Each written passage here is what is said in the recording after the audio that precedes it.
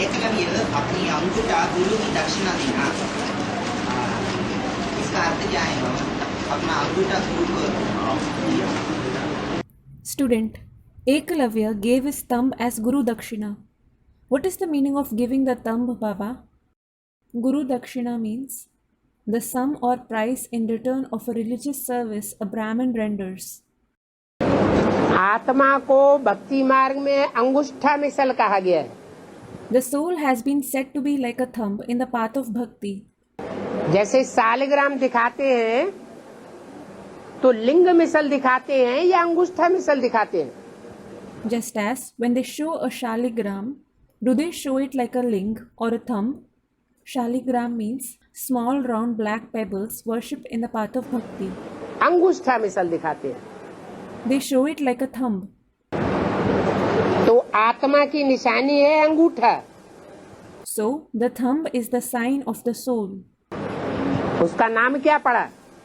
What was it named? अंग उठा। Ang Utha. आत्मा जहाँ बैठती है वो अंग ऊंचे से ऊंचा स्थान है। The part of the body where the soul sits is the highest of the high place. उठा हुआ स्थान है। It is an elevated place. माना It means उसको उत्तमांग कहा जाता है। it is known as Uttamang. Uttam means the most elevated. Ang means part of the body. कैसा अंग? What kind of ang? उत्तम ते उत्तम अंग, ऊंचे ते ऊंचा उठा हुआ अंग। The highest of the high ang, the most elevated ang. राजा कहाँ बैठता है? Where does a soul sit? ऊंची कुर्सी पे बैठता है या प्रजा के साथ बैठता है? Does he sit on a high throne or does he sit with the subjects? ऊंची कुर्सी पर राजा बैठता है। A king sits on a high throne. तो इस शरीर का राजा कौन है? So, who is the king of this body? आत्मा। The soul. तो आत्मा की मिसाल अंगुष्ठा से दी गई है।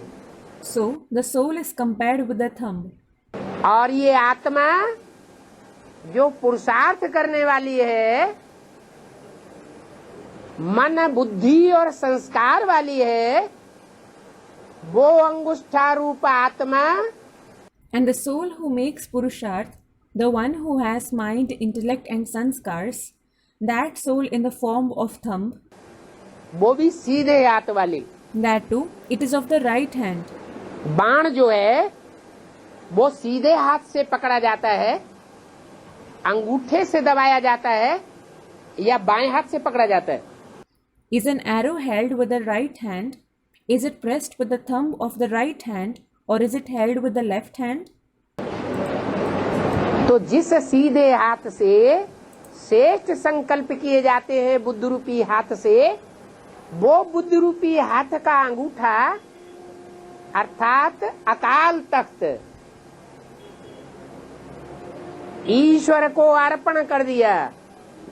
So, the right hand, the hand-like intellect through which elevated thoughts are created, he sacrificed the thumb of that hand-like intellect, that is the Akal Takht, immortal throne, to God. अपने पास ये लठ भी नहीं रखना है, You mustn't even keep this stick, that is body, with you. ये भी अर्पण। You have to sacrifice it as well. माने मन बुद्धि भी नहीं चलानी है। It means you mustn't use your own mind and intellect either. एक शिव बाबा, दूसरा न कोई। One Shiv Baba and no one else. जो पाना था सो पा लिया। I have attained what I had to. फिर मनन चिंतन मंथन की स्टेज ऊंची या बीज रूपी स्टेज ऊंची? Then, is the stage of thinking and churning high, or is the seed form stage a high stage? Student, the seed form stage is higher. बीज रूपी स्टेज में आत्मा मन बुद्धि रूपी को चलाने की बात खत्म हो गई। There is no question of using the mind and intellect in the seed form stage. उसको कहते हैं Eklavya. He is known as Ekalavya. एक को लव करने वाला, He loves the one, दूसरा नहीं। not anyone else. तेरी बुद्धि में बाबा कहने से बिंदी ही याद आवेगी, Only the point will come to your mind when Baba is mentioned. औरों की बुद्धि में नहीं आवेगी। The point won't come to the mind of others. तेरी किसको कहा जाता है? Who is addressed as Teri? तेरी को अंग्रेजी में कहते हैं दाऊ।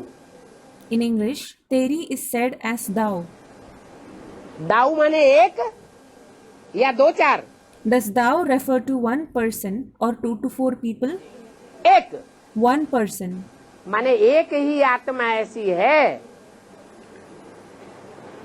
जो एक सुप्रीम सोल को याद करती है, लव करती है। It means there is only one soul who remembers the one supreme soul who loves him. उसके मुकाबले और कोई भी देहधारी आत्मा के प्रति उसका झुकाव नहीं हो सकता। He cannot be inclined towards any other bodily being except him. इसलिए This is why एकलव्य ने अपना अंगूठा काट के गुरु को अर्पण कर दिया। Eklavya cut his thumb and offered it to his guru.